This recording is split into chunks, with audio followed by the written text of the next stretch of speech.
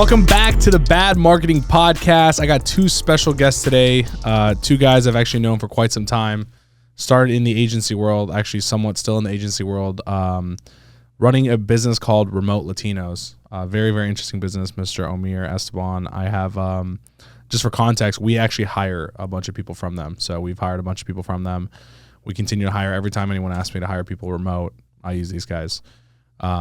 Actually, my CFO, this is before you guys started the company, but my CFO came from you. Yep. Was an account manager originally. Natalia, who's our head of HR, came from you, was basically like an intern. She's an assistant, an office assistant when she first started.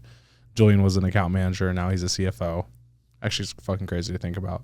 Who else? Like Americans. I don't think Ethan came from me or Muhammad, but those two are like still with you, so I'll take the credit for them too. There you go. Those are the ones that count, right? Those are the top. So 3 years now, or how long have they been with you? Yeah, since 2020, end of 2020. Yeah. So 3 years and like 3 months. Change, yeah. Yeah. But yeah, really cool because you guys started an awesome company. But like before I get into that, I think one point of this podcast I think that's super important is like where you're getting your talent from, how you guys manage them, some really cool parts over like your interview process, how you filter people. I'd love to know more about that. I think that's something a lot of people struggle with, and I think they can take a lot of value from this. But like in brief, I'd love to go over like your story separately really quickly, not spend too much time on it. But I know, Omer, you first started selling for an agency. Yep. Chiropractor agency with Joel Kaplan. Yep. Then you moved into selling coaching with Joel Kaplan, right? High ticket, yeah. Okay. And at the time, you probably weren't even in the space, right? What were you doing before? No, I was working a engineer job at Chrysler, and I saw Joel Kaplan program. So I got sold by Joel Kaplan, actually. And I joined his program maybe after a few years that they started it. What is this, like 2019, 2020? I joined 2020. Okay. Like late summer. Okay, cool. Yeah. And then that's when you got into the agency space? I already had started kind of like a freelance here and there, having multiple clients from different industries. Like doing ads or what? Doing ads, just a straight Facebook ads. Gym owners, lawyers, HVAC owners, realtors, real estate investors. But then when I went to Joel Kaplan's at that time was called 7-figure agency, and now it's Agency Lab. That's where I niched down truly into like one niche, which was REI space. So investors, wholesalers, flippers, that space.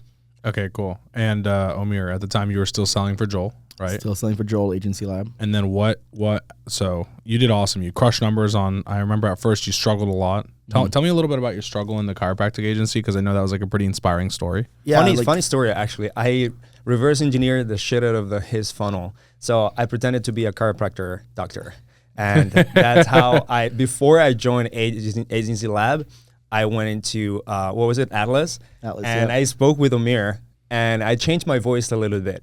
And I was like a doctor, chiropractor, and then I was like, okay, so he's walking me through this sales process. I looked at every email, everything that they sent. I asked him for the entire deck too, and he gave it to me. He just gave it away. So like, we literally met for an entire hour and a half. Where basically wasted his time, but not really. Yeah. Because that was the first time. You're a fake chiropractor. Exactly. Without my camera on, okay? I'm not even joking. I've had 20 agency owners tell me that. They're like, yeah, I pretended to be a chiropractor, went through a process, and then you gave me everything. That's why you got to ask to turn on your camera. You know what I mean? But like, even if you turn it on, he wouldn't be like... I wouldn't know. I don't know who the hell is. He wouldn't look at him and be like, you're not a chiropractor. He could have said, but if he did a little research, he could have said CA, chiropractic assistant. But no, my first 3-4 months, I was struggling, man. I couldn't close... it was hard for me to get leads because we were cold calling. We weren't even running ads. We didn't have a sales process. And it was just like, I literally remember looking at Marcos, who's Joel's ex-business partner. He would get on a Zoom call and he would go over an onboarding sheet on the sales call. And I'm like, what are we selling? So I was always confused about what we're selling. And as soon as we cracked paid ads, and I just had like 5 to 10 appointments. And at that point, I've done about, probably 100, 200 sales calls. Without a sale. Probably maybe a couple sales, but enough to where Joel's like, yo, you're off of salary. You got to figure it out. Yeah. And they put me on a PIP. And that's why I love PIPs. I don't know how you guys feel about it. I put people on 90-day PIPs, and they put me on a PIP. And it was like, after that, that was January 2019. We went from $50,000 a month to like $250,000 a month. And I was the only salesperson. I was like, holy shit, it's the most money I've ever made. We finally made it to like the 7-figure, run rate. And right around then is where Joel's like, I'm going to start teaching agency owners what to do and how to do it. And I saw the opportunity of selling high ticket, going to sell $1,500 packages to $10,000 packages. Did super well there, but I saw a huge hole in the space where people didn't know how to hire. They're going to Upwork, Online Jobs at PH, Facebook groups. They consistently were hiring the wrong people, struggling with all sorts of talent, whether it was in Philippines or Latin America. And I thought to myself, if they are getting everything from Joel but the hiring process and I just find the right talent, that's a huge win. And that's where my first client, we were familiar with, Eric Fosnat, came in and sold him, and he's now hired, I think, 15 or 16 people from us, referred us a ton of business, and it made me realize, I'm like, all right, there's something here. And about a year and a half ago, almost 2 years ago, Esteban came to me and he was like, dude, I have a ton of investors, and there's so much opportunity in this niche to find them virtual assistants, remote talent. And I heard it all the time, and I was just like, these people came in with chiropractors, dentists, and he's like, let's test this out. Let's date. And we dated. During the date part, he sent us like 50, 60 clients just like that. They were like closing like I didn't even have to get on a sales call. And I was like, all right, there's something here. And that's where Remote Latinos birthed. It was an opportunity for us to, we own the domain remotelatinos.com, and it was an opportunity to really take over a space, not just everything, but to really niche down on one industry. You're big in brand, right? Remote Latinos, it's a good name. It's a great name. It's a great name. Which is why I'm mad that you guys have not made a lot more money and a lot more hires already, but we'll get to that later. Yeah. So tell me, okay, this started as an idea, obviously, right? You're like, it's one thing to have an idea, right? But it's another thing to execute on it. So like at the time, onlinejobs.ph was pretty much like the hub where everyone hired people, right? So for everyone listening doesn't know, it's a website where you pay like $70 a month and you go and you just kind of like unlimited hires on, like, it's like Indeed, but for the Philippines. Yeah. So people there like are trying to find American jobs. We would hire people. I mean, dude, at the time, like as low as like $300 a month, and they were super grateful for that, right? 100%. Now we pay them more, a lot more. But I guess contextually to the 300. But that was kind of how everyone hired people, and we're all competing for the same people. We're all competing for the same people in the Philippines, and like the biggest problems were like these people are like 12 hours ahead of us, like. Fucking every week there's a fucking monsoon or a tsunami or something in the Philippines in the weather time. And so it's really hard because they're working at night every time overnight. They have families and kids, and so they're burning out. Eventually, even though they're like super talented, I used to find like the sickest video editors and all this stuff overseas, but it's like working every day from 5 p.m. to 5, to 3, or what is it? It's like 8 p.m. to like 5 a.m. 9 to 9 or 9 yeah, to 6, it's brutal, man. And so when you have to get up and still take your kid to school, and like you're awake when everyone's asleep and vice versa for a year, 2 years, 3 years, it's like, how much money are you going to make for it to be worth that? You know what I mean? It catches up to you. And so when you first started this, I was like, dude, if they're just like the same, even less talented, and they're on my time zone and they won't burn out, I think it'll end up working out better, right? So I was pretty excited. So like, you had the idea. How did you actually go and start it? I know you live in South America, so did that contribute to this? Yeah, I had someone I knew that had friends in Ecuador, and he was just like sending me his friends that went to college, and I was like, these guys seem pretty qualified. They went through a process. We like interviewed them. They sent me their resume videos, and I was like, there's definitely something here. And when I was living in Colombia, specifically the town that I live in the city is Medellin, but Poblado, you see how many people speak English. And I mean, I'm talking about English that's like with a little bit of accent. And I'm like, if I can find these guys remote jobs where they're working as a appointment setter, account manager, even video editor, that's like a huge boost, because a lot of these guys are working server jobs, and they're dealing with gringos, but in like the lowest wages possible and the lowest just like jobs that I'm like, dude, there's so much more out there for these people. And that's where we really started taking over Colombia, because Colombia is, I lived there. I've been there for, it's funny, even when I was your podcast 3 years ago, I was starting to live there. Like I was just starting out. Now I've been there for 4 years pretty consistently. And the community we have of amount of Americans and gringos and Europeans, it's crazy. I mean, like we're talking about thousands and thousands of people. Just in my group, I have 2 groups with 1,000 people cap. I don't even know if you can cap a WhatsApp group. Yeah. I had no idea. Yeah. I was just like, holy shit, there's like 1,200 people here. And and they're all flying to Colombia for what?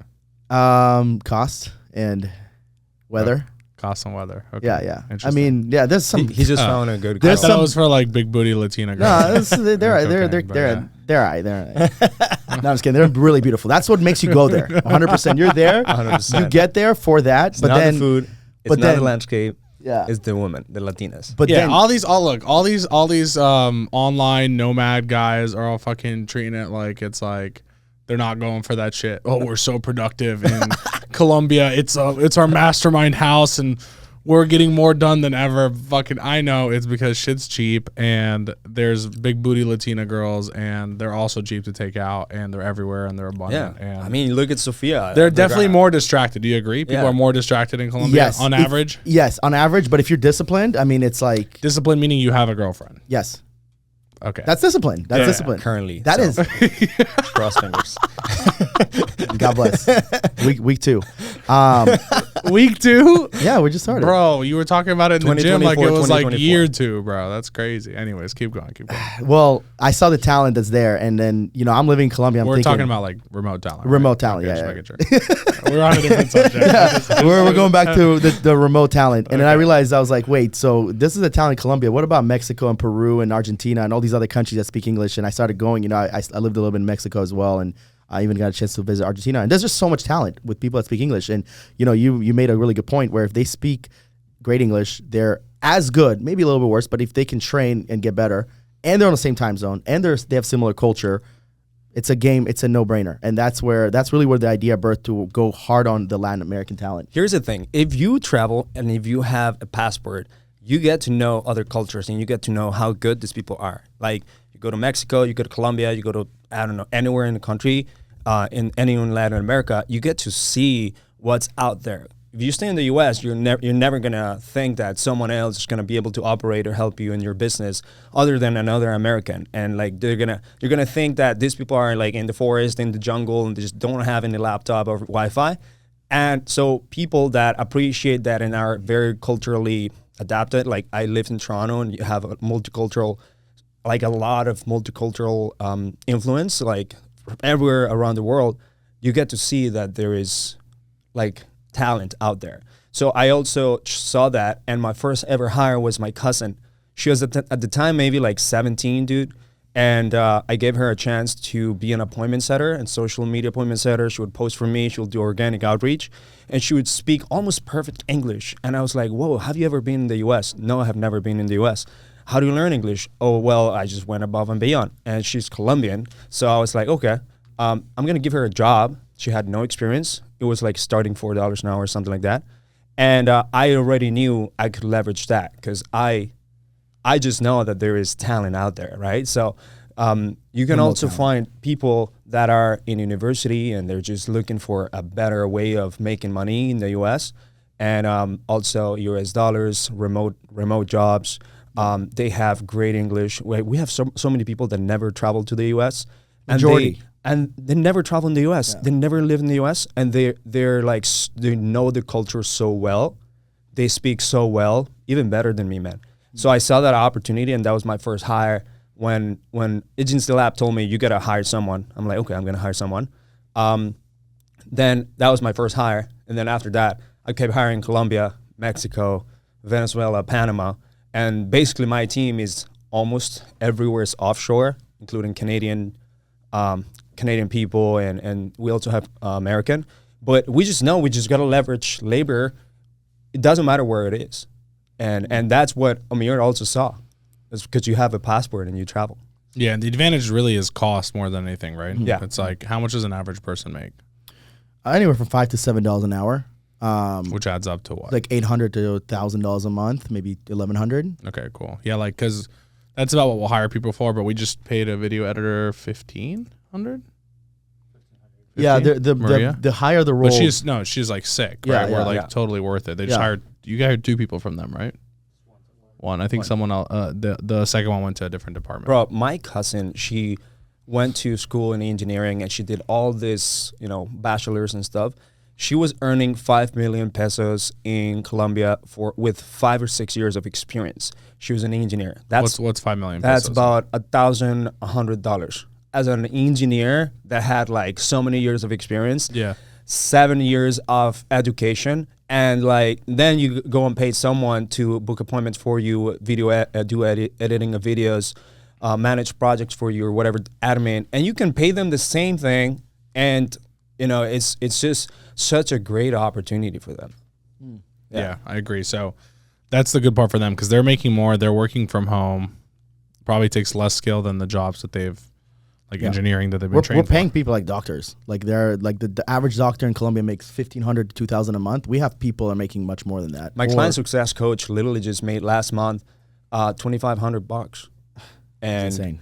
and she's great, and She's head of client success too. She's not just client success. yeah, she just started transition. But another client success coach, the month before that, made about $3,200 with commissions, bonuses, That's all crazy. that stuff. Yeah, Which is like 10K here.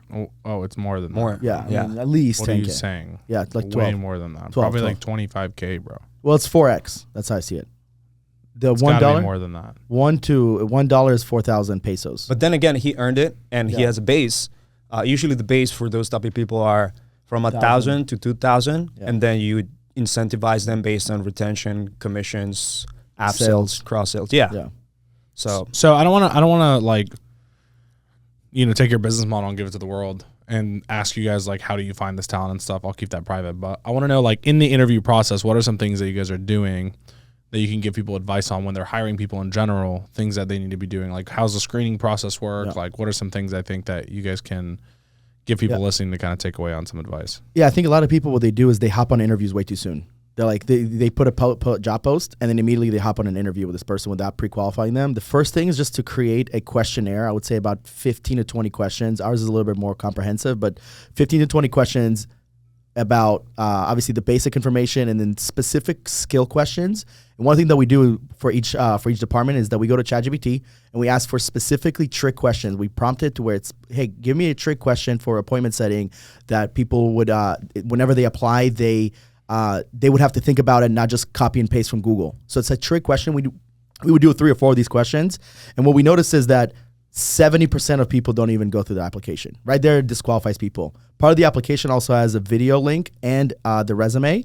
And then they have to follow up with our team to actually tell us that they submitted it. So not only did you just do all this stuff, you also have to follow up with us, let us know. So right there, we eliminate so many people because they're like, oh, I'm interested, and they don't go through the process. They don't submit a video. They don't submit a resume. If I can see the questions you answer, the resume, the video, and I see that you followed up, you probably, and you did everything right at least, and you're, everything submitted the way it's supposed to, there's a high chance that you are pretty qualified on paper. Now it's where we start doing the interview. And one thing that we started doing pretty recently is doing multiple interviews at different times with people. So what we notice is when you interview someone at Monday at 6 p.m. and then you interview again with a different person early in the morning, they show up differently at different times throughout the days. And it's like something to like almost trick them. One thing and a really good tip that we got, if people that are listening, they're looking to hire a lot of people, is group interviews. Something that we used to do as well. We just hire for so many different roles, it got a little complex. But if I was to hire, 2 or 3 appointment setters or sales reps, I would do a group interview and have, up to between 5 to 10 people on the group interview. And you can see who's the extrovert, who's thinking outside the box, who's consistently leading in the conversation, actually answering the questions. And if people can follow that model of the form, video, resume, have them follow up with you, and then do multiple different interviews at different times throughout the week, you're going to find out a lot. Then the one thing I missed is the skill test. We like to do either DISC assessment, 36 personalities, or the PI index. PI index is by far the best one, but it's $50 for a test. So some people want to do one that's free. Yesterday I actually spoke with Paul. You had another guest, Paul Daly, here. And he mentioned, I don't know if you've heard of the test, Citicorp, which is a really in-depth test. We also are friends with people in the real estate space, and they do the Hexaco. Hexaco and the TA. What was it? I'm not sure. There's another test, but doing a skill test before the interview is actually something that we do. I like to do an interview before the first skill test before the interview, first one, and another skill test before the second interview. Skill and personality test. One personality test, one skill test. Man, if people follow that, this is what we do for clients. So this sounds like a lot, but follow that. We actually run a lot of Facebook ads in Latin America, like that. You put together an ad, and you could either get a lot of volume or very high quality people to. You can optimize for both, but really, the way that I see it is that if someone is qualified, they're gonna go above and beyond to actually apply for the job when they see something on an ad like Facebook or Instagram.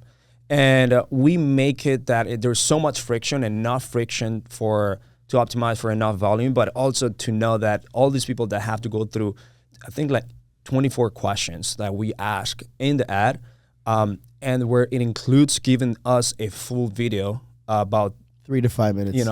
Yeah, it could be 60 seconds to like 2 minutes. And it has an integration on that specific form that they can use their phone or they can be in the laptop and actually tell us, like based on the questions that we asked, tell us more about you and why you're a winner. And so the people that go above and beyond and give everything automatically go to like the first step. And then the next step is like making sure that we have everything that maybe they couldn't give us at the beginning, like maybe a full resume, and because maybe they didn't have it handy or something like that. And then we fully go ahead and do an outbound approach where we outbound reach out to every single one of them to have every single information that we need. And then we qualify, say yes or no. If we're missing from something from there, then we move into the pipeline where we're asking for more things, but then we continue the process where now we're interviewing. And we're about to insert AI interviewing. So basically, you're not gonna be seeing a human, but rather you're gonna be seeing an AI, because we have now to accomplish volume. So our interviewers cannot go and fulfill because they only have 8 hours a day, and like we will need so many interviewers. So AI interviewing will allow us to interview at any given point during the day, like it's 24/7 type of thing. And that is going to help us kind of score and qualify every single person that comes in, and the AI will tell us, oh, it has enthusiasm, it has some sort of character traits that are good to look at, and pass it to the next step. And then we'll have someone that will ultimately pre-qualify them. Yeah. What are some cool like interview questions and stuff you guys ask that are out of the box? Like I'll give you an example. So we do group interviews too for a lot of roles. Yeah. We'll ask everyone to DM on the Zoom call, message privately to the host, and if you had to hire someone else on the call that wasn't you, who would you hire? And like we force their hand to give who they think is actually the best person on the call. And that's a really good one. I like to ask them, obviously you're interviewing them. Okay, so you have experience here and you've done this. Tell me that. I asked, my favorite question is, why should I not hire you? Yeah, we use that one too. That's the best. If they do not answer that with humility and they're like, honestly, I'm a slow learner. Honestly, I can do this better. If they answer it with, I'm perfect, I work too hard, I'll stay overtime, I might burn out, and I'm like, well, that's I guess a negative, but it's like almost like a mirage. My favorite question to ask also is in more on the personality side. Like instead of asking like, what's your why? I'm Tony Robbins. What's your why? Tell me your why. Get deep with me. I don't ask that. I like to ask, if you woke up tomorrow with $100 million, what are the first 3 things you buy?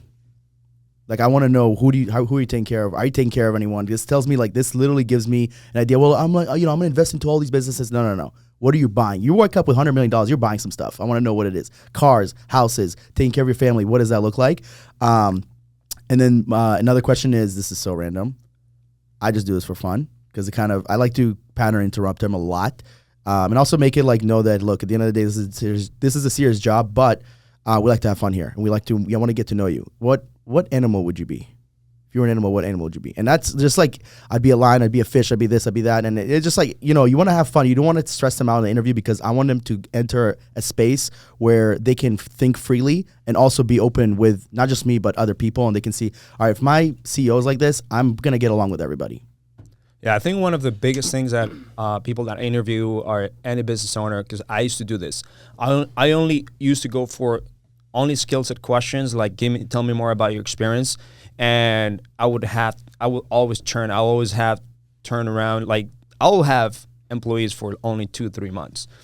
So what we learned is cultural questions are as important as skill set and experience questions. And so when clients come in and they don't have that structure, they don't have that workflow of interviewing, and we notice there is a pattern where their employees don't last, it's because they did not properly put the effort at the very beginning of that funnel, call it like that. So they're not asking the right cultural questions, cultural fit questions. You literally can't create cultural fit questions based on your core values. Like grab your core values and create questions around that.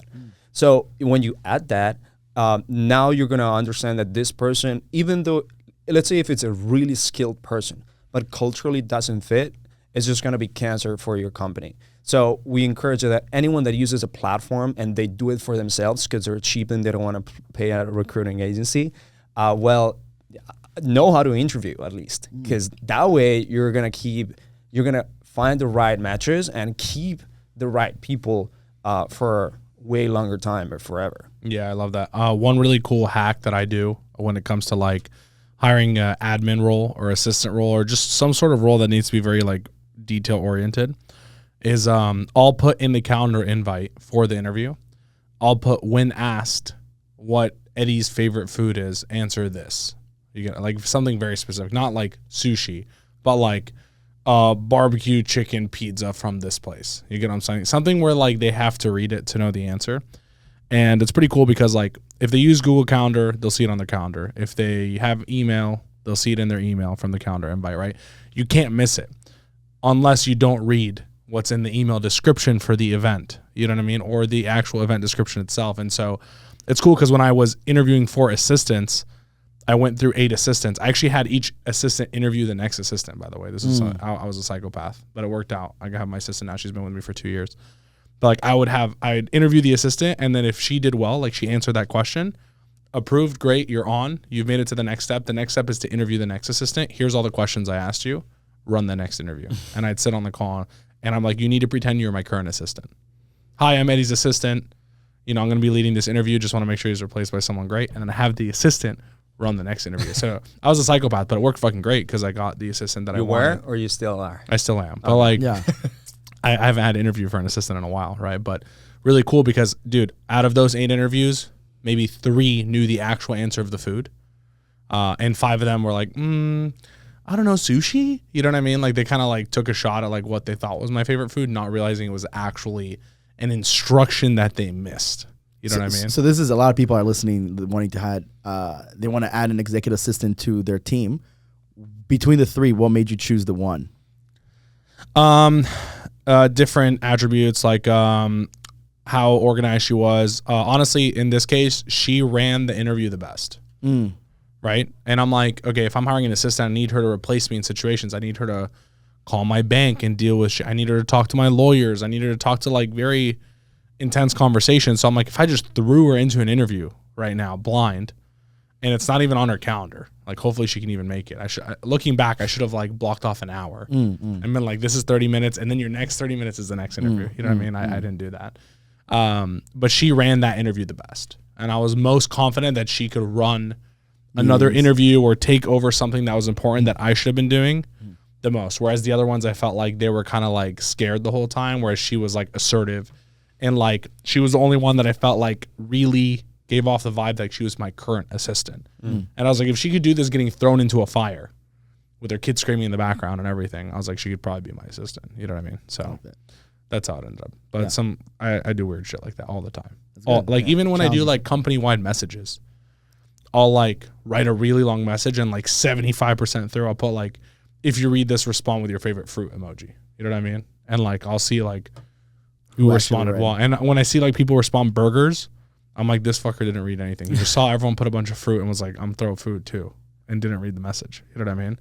So I do little particular things like that inside of long messages or instructions to see who actually follows all of them. Because, dude, if you're trying to get a job, you have the least amount of room for error compared to when you have the job, right? So people are going to, it's like dating. People are always going to be their best in that moment. And if in that moment, when they're trying to earn the job, they can't even read the whole page because they're so used to scrolling on TikTok and all this shit, and they can't even like just read every line of one page to properly earn the job.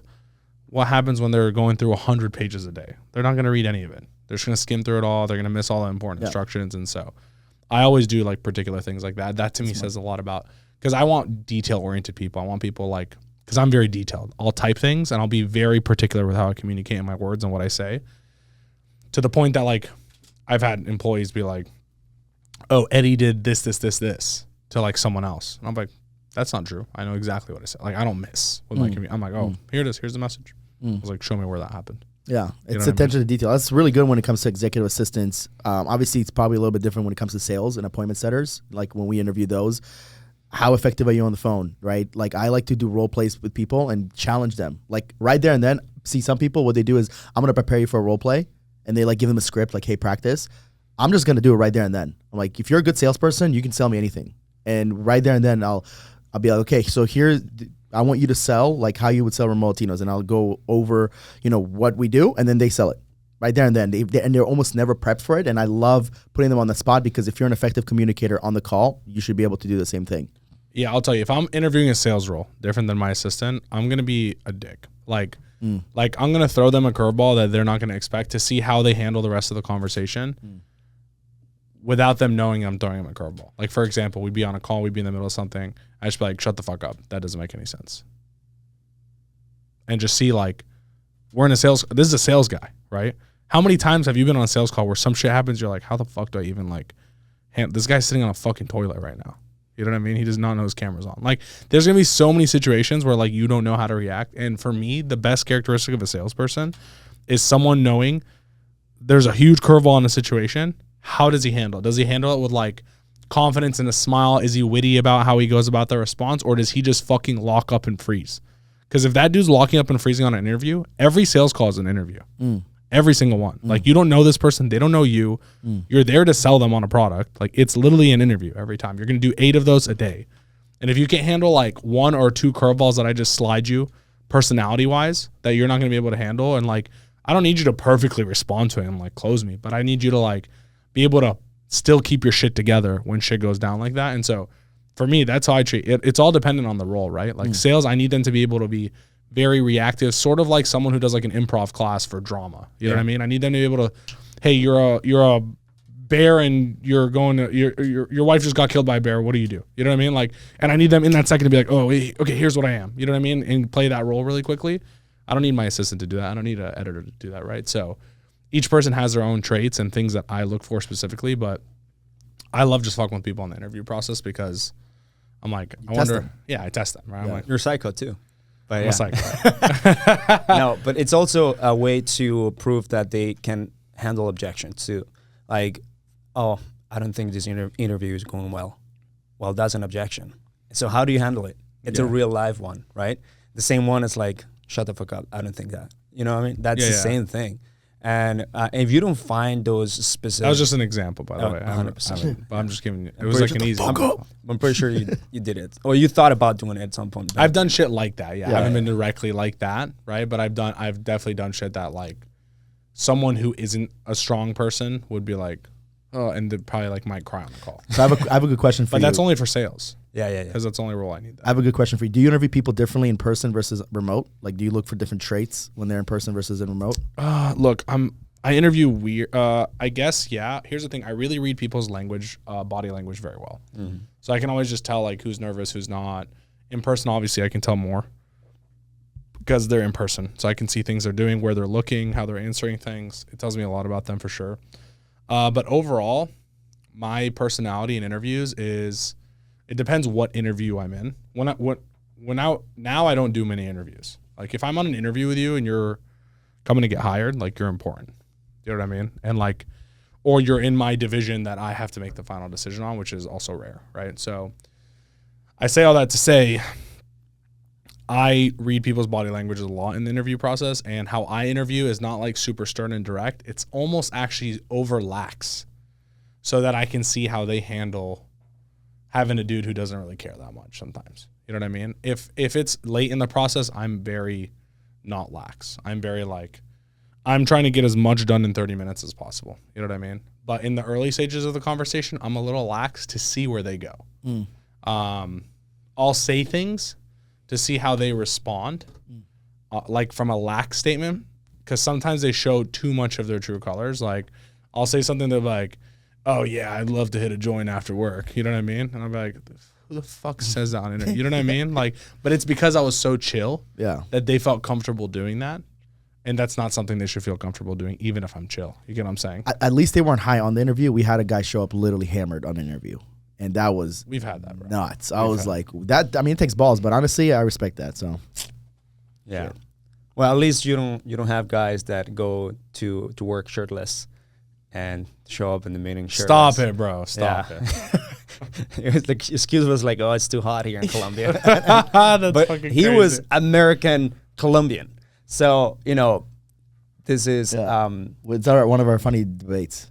So look, I love expats or people that just are Americans and now are living in the U.S., in Colombia or in Mexico, because they're essentially perfect English and stuff. But at the same time, they still bring certain attitudes that you don't want from Americans. And I say this with love because this guy was basically entitled, but he was living in Colombia. Like, he's guy having an amazing life. He's also half Colombian, and still brought all these characteristics that I despise from like entitled workers in the US. Yeah. But which is why you go higher from there. Yeah, but because our clients love those type of people, because they're like Americans, native English essentially, but they are now living back into the country. But I prefer like a combination between you have grown in Latin America enough to have the culture of it, but also the culture of Americans to be able to connect with them whenever you're dealing with clients, prospects, leads, whatever. Not 100% American, like native English, because you bring in those characteristics of Americans that you don't really want, Yeah. Yeah, we just go back and forth on the debate for expats. I don't know if that's something you guys care about. I don't think it's something your team or you have ever brought. You're like, I want someone that's a native English speaker that used to live in the U.S. because people have the perception that the English matters more than skills, which is hilarious because it's not true at all. Well, it depends on the role, right? Sure. If you're like in an account management role, sometimes it might be. Yes. Because it's all the perception of the other person. Well, for sure. But if we have teams, my entire, sales, not so much, but client success, they all have accents and they speak perfect English, but it's definitely a thick accent. But they're so resourceful and they understand human psychology, which is what, account management is all about, solving issues and being there for the clients and following up and all that good stuff. So, actually, I want to challenge that because I'm in different programs and there is different account managers that I've had that some are Australians, South Africans, Americans, Great Britons. Yeah, Americans. And at the end of the day, that's if you're able to handle humans, psychologically understand just human psychology, as an account manager, you can do it with an accent. Like I think that, for example, Laura doesn't have an accent, but Carlos has a huge accent, which is our client success coach. And Daniel has a slight accent. Carla has a little bit of an accent. But they are as good as an American client success coach that is highly trained on taking one client to success and helping them, coaching them, keeping them accountable, ultimately teaching them and being at that authority, right? Like all these people that we have hired for client success coaches, they came from Realtor.com, for example. We hired from them. So we essentially took them from Realtor.com. Now they're working inside of our company, and they are all Colombians. They have a little bit of an accent, but they are trained so well. Like they just have the skills to hold. Let's say, for example, stop a client whenever it's necessary to stop. Like let's say a client goes crazy or something. They know how to handle that situation, right? Sell other products that we currently have, or see the opportunity. Being able to handle proper objections, and then ultimately retain our clients for a long time and teach them the skills that is required for them to be successful in our program. So I don't want to say that accent is not important. It is definitely important, but it's not everything. Because I have a little bit of an accent and I still close millions and millions of dollars. You know what I mean? Like I'm a Canadian Colombian that sometimes butchers his English. How ironic. There's no better timing. That was perfect. That was better timing. That was perfect. That was perfect. He's like, no hablo inglés. Hola, mucho gusto. Me llamo Esteban. Okay, speaking of important stuff. Okay, I want to ask you guys about this. So, you guys have hired what, like 1,000 people right now? Yeah, about 1,000. Cool, about 1,000 people. How important is like the onboarding process of someone into a business? Like how many times do you see business owners who are new just completely fuck up having a new employee because they don't know how to onboard them, teach them the company, tell them what their job is, all these things? And do you have any advice on how to make that all the time? You know how we learned the hard lesson is as soon as they said we're ready to go, we would just be like, all right, here's Eddie, here's Jeff, go ahead and onboard, good luck. and we saw a huge rise in people just dropping. And we're like, all right, there's something here. So we created a whole onboarding presentation that go over expectations, timeline. What does the first week look like? What is the first day, first week? Who are you shadowing? Like literally an hour to an hour and a half of a presentation that we go through with a client. So there's no reason that this person does not know what's happening. But what's also funny is that we've had a client, this happened twice. And the candidate goes through the process through the interview process, the application, all that, and then they get hired. They're on the onboarding process, and they're like, I don't want to do this. Oh, this is cold calling? And then they get off. Now, it sucks that we wasted the time, but I'd rather you onboard someone so strictly about every little detail from what their first day to the first week to the first month, their pay, everything, and then they don't want to do it, than waste all the time after. So onboarding is everything because it's like you mentioned earlier on the date. It's like your first date. You know, if you go on a first date and it's like awkward and the girl smells, it's like, I'm not. Majority of newbie entrepreneurs and rookie entrepreneurs don't even have a playbook, a first day, a first week. Core values. They don't have a scorecard for Mission. their team members. And even if it is a VA or just someone in Latin America, you still have to have, it's a human, you still have to have those things. And so I learned it because obviously I always try to have the best experience for my clients and for my team members. So I want to make sure that if someone comes into my company, there's no dust, that they feel like they're coming to an Amazon. They're coming to a Coca-Cola where there is a standard operating procedures. They feel welcome. They feel like there is a career projection in their life about being here from day one, from day 2, 3, 4. Like there is an actual roadmap for them to be successful. And business owners that are small, they have to even do that even more, because it's a small business that it could fail, it could make it could not make it. So how would it feel? How would a remote Latino feel if they come to that company and there's nothing, and then just make everything up, just figure it out yourself? Like how would they feel? Like there's dust. So if they don't feel that there is a career path for them, then they're gonna from day one think, this is not for me. I'm just gonna stay here for 2-3 months, make maybe a little bit of money, and then exit. Right? That's what used to happen to me. And because they're gonna understand that there is gonna be payment, but there's not longevity. Yeah. So you gotta create longevity in the initial process. It's kind of like a client, right? Like the onboarding is what makes them retain for a longer period of time, the entire onboarding process. So it's the same thing for team members. Nice. So what are like top 3 things in the onboarding process you guys feel like are super important? First and foremost is expectations about the role. Like what, and when I say expectations, like what's the first day? What's the first week? Esteban mentioned long-term roadmap. What we do, and this is something that we do with every role, is that when you get the job with us internally, you haven't really got the job. It's a 90-day trial. And then it's a 90-day trial. You're signing a 90-day contract. We want to see how you're going to perform before we go all in on you. We're going to give you everything that you need, but before we really commit to the long term, I want to see how you do in the short term when you don't even know if you have a future here. Because if you might not even show up. I want to challenge people like that. So the first thing is expectation. That's a huge one. What would you say is another one? I want to say a structured playbook where they know that there is standard procedures that they can follow, SOPs.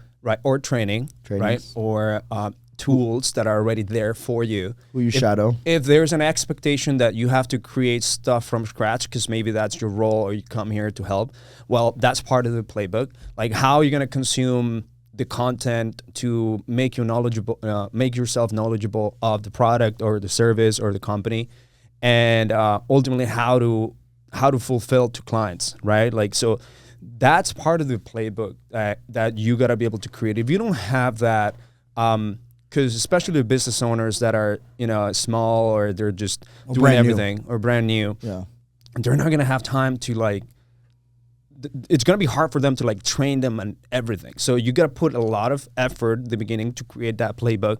So you leverage a little bit, you have a little bit more time and still give them the day-to-day training and day-to-day meetings that you have to give them in the very beginning. But at least they'll have a baseline, right? And they'll have there's no dust here. That's the second thing. Expectations, the play-by-play playbook. And if you haven't gone over it, not just core values, but the detail of the core values. Why is this your core value? Why is this your core value? And then we asked them, actually after the onboarding, to give us information. What does this core value mean to them? Like, we have this core value, proactive. What does this mean to you to be proactive? What does it mean for you to have extreme ownership? And one by one. And also, and last thing I'll say is homework. Give them a little bit of homework of studying, because when you scale, I'm sure you guys do this a great job of this, Eddie. And you don't have people training one by one. You guys have playbooks for people to come in. They know exactly what they need to do by the end of their first day. And I think a lot of people don't have that, and everything has to be done on a one-on-one training. Well, in the beginning, that's fine, but as you grow and scale, you need to have almost like a mini course for your company. And that's something that a lot of people don't have. They don't know what to do, and then they're like, well, this person didn't work out, and da-da-da-da, and then, You need a mini course for your company, but you also need a mini course for the job role. So we have a course for the company, and then we have a course for the job role. So if you're an account manager, you get a different program. If you're an email marketer, you get a different program. If you're Amazon marketer, you get a different program, etc. So as we come to an end here, I'm curious, what does the future of Remote Latinos look like? I know you guys are doing some pretty cool stuff here to compete with onlinejobs.ph. Tell me more about it. Technology, software. So it's exciting because we started as digital business, like agencies and recruitment companies, and we've never explored the software route. We've never explored tech, creating a startup essentially. But I feel like if you start as an agency, you learn almost everything that you need to learn in order to run a good service business. And if you do it correctly, you've learned all the acumen to sell that software, because software at the end of the day now is going to come to the product that you're building. And then ultimately manage that other department, which is the development of the product, continuous optimization of the product, innovation, all that stuff, which is a whole different world, and it requires a whole different type of technical expertise. So we are really ready to start launching this in about maybe 1 or 2 months, where people are going to be able to connect. So 6 months. Yeah. Because that's maybe. how tech works. Yeah. Well, we've been working on it for 4 months now. We thought in 4 months we're gonna have an MVP, and then we have the MVP, and it's like shit. Yeah, and I'm like, there yet. what the fuck? Well, we hired our UX UI designer in June, and she's been working her ass off. I mean, it's been almost a year, and then we hired the development team, and it's such a different world. I mean, it's very, the agency. What the agency really taught us is marketing, sales, fulfillment. The fulfillment part with the software is so different, because now we're having to deal with candidates that come into the process and making sure they fill everything right, and salespeople.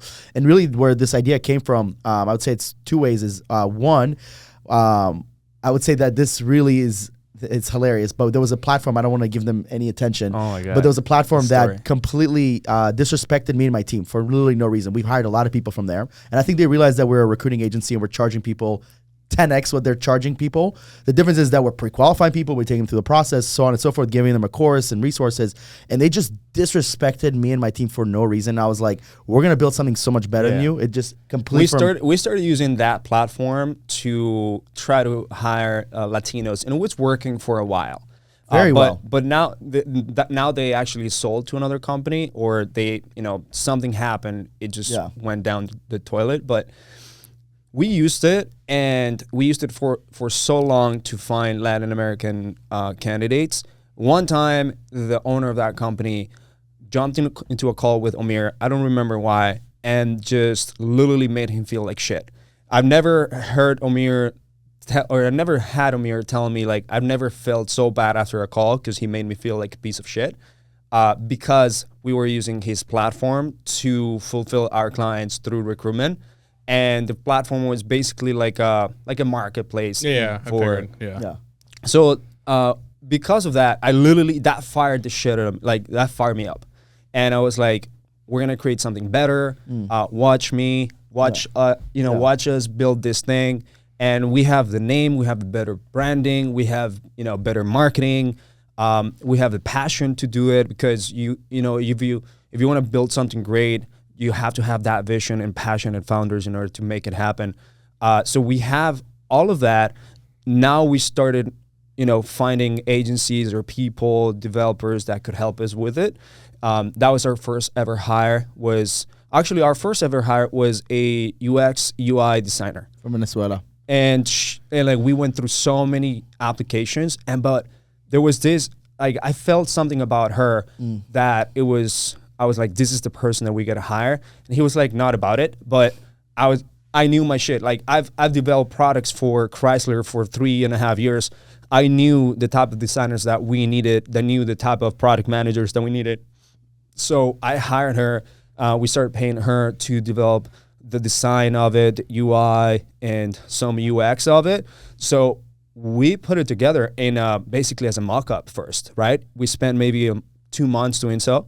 And then we're like, okay, let's get this baby alive. And that's where we hired a team of developers and a firm that had a developer of front-end developers, back-end developers, and other team members to make it happen. So it's been now a few months, and now the product is there. It's just its worst version, right? But it's there, and the moment that we bring it to life and we show it to everyone, you basically are now going to be able to find your Remote Latino. You're going to be able to find your Juan or your Maria within like a minute, because we're going to have an algorithm and AI that is going to also suggest you people based on your core values, the type of profile that you have, the type of job that you are looking for, and so on, and just have a conversation with them within the platform and be able to have the recruiting process through the platform. So find someone within minutes, right?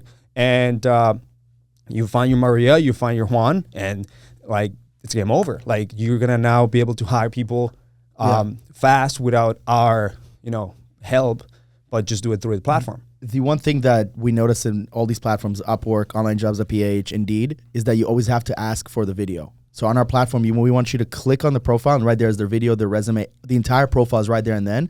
And the candidates cannot pass the point of being shown to clients if they don't do it. So if the video is like, I'm shy, I don't know how to do a video, they cannot get through. So we want it to be super easy and quick, almost like we like to say, like a combination of like Tinder, Hinge, and Indeed, but without love, like actual love. I don't want you to marry your person. I want you to marry them into your job, right? So them to have a career and for them to grow. But there was we looked at the numbers of Online Jobs at PH, and it's actually insane. People don't realize that they're valued at almost $500 million. Yeah, it's a multiple eight-figure company. Who? Online Jobs at PH. That's crazy. Yeah, and yeah. So how many users do they have? I know that they have every month 2,000 new applications, but I'm not sure what they're. It was like in the millions. They have millions of applications. John Jonas built something good with it, but I'm not sure exactly. I just know that in 2022 they did over 30 mil. 30 mil, and then 10x multiple in the SaaS world, it's 300 million. It's crazy numbers. So for us, we're like, look, if there's people don't know how to hire Latinos, and if you can do it through hiring through us, and you don't want to do the entire recruiting process yourself, and you'd rather pay an agency, cool, that's there. Or you're like, hey guys, like I have a recruiting company, I have the interviews, or the recruiters in my workforce, I have the interviewers. Just give me the talent. We'll do the hard work. Here is Remote Latinos, and go and find your next Javier, Maria, Juan, or Javier, Esteban. Yeah, what's funny is that we do content, and we take roles. So he's Javier, the Spanish version. He's Javier. Yeah. I think I am Dave. Yeah. I am Dave. Yeah. As an American. So when I dress up as an American, I'm gonna be Dave. And so we play roles. We switch roles. And I'll be that American that is entitled, that really doesn't want to work, doesn't want to apply to jobs and things like that. And he'll be the Latino that has sometimes his poncho or his hat, and his name is Javier. And yeah, so we made funny videos. Like I think that's our angle. Yeah. You guys are crazy. Yeah. One day you'll bring me on as a partner to this business. I've been hounding you since day one, but one day you'll come around. Yeah, because I believe in this vision. We'll do bad marketing. So where can people find you? Yeah, so it's my first and last name, Omer Bloch, on Instagram, YouTube, and Facebook. At Estenick, ESTENICK on Instagram. Go to remotelatinos.com. It was a baby born from his start in hustle media, trying to find investors. So you're gonna see that a lot of the customers that we have right now is investors, and yeah, that's that's how you can find us. Beautiful. And one last thing, one piece of advice you can give people on the podcast. You've been here before, so I'm not going to ask you. Esteban, you get one piece of advice you can give. One like life advice. Consider it like a fortune cookie, but you don't have to be short about it. You can just give one lesson to someone who's younger. Life advice. What would you give?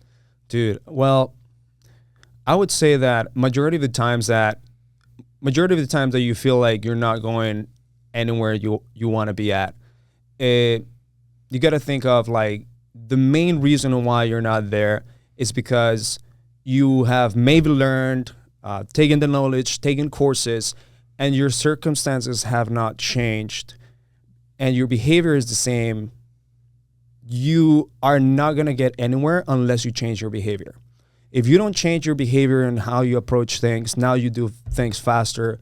Now you actually take action. Now you actually do the things that you're supposed to do, do the dirty work, do the boring work, stay up late at night. I was in engineering, man, and I used to stay from 7 p.m. after my work and all the way until like 2 a.m. trying to work on my business. And I knew that it was tiring, it was boring, it was like people were telling me to go out, but I had to change my behavior towards the things that I was doing. I was working from 8 a.m. to 6 p.m. in my job, and at 7 p.m. I was working on my business all the way until like 2 a.m. And those are the things that are going to take you somewhere. So you gotta, if you're in the same circumstances that you are right now, as if you was like 1 year ago, and you have not changed your behavior, it's because truly you have not learned anything. Love that. Well, guys, thank you for coming into town. Thanks for getting this podcast done. I think it was super productive. A lot of takeaways on how to hire people, some cool best practices. And yeah, if you guys are listening, you want to hire people overseas, use remotelatinos.com. Thanks again for making the show, guys. Appreciate you guys. Appreciate you. Thanks so much for watching another episode of the Bad Marketing Podcast. I hope you got immense value from it. And if you did, all we ask of you is that you share this with a friend that you think could find this very valuable. And depending on the platform that you're watching or listening to this on, please like, subscribe, or rate the podcast as best as possible. It really means a lot to us. We pour so much money, time, and effort into getting these guests here, filming all this, editing it, all for free just to give you free value. And all we ask in return is that you just share this with people. You give it a positive review so that we can continue to reach more people and impact more lives with all this effort that we're putting in. With that being said, thanks so much for tuning into the episode, and I look forward to continue to provide you more valuable content moving forward on the Bad Marketing Podcast. Make sure you subscribe.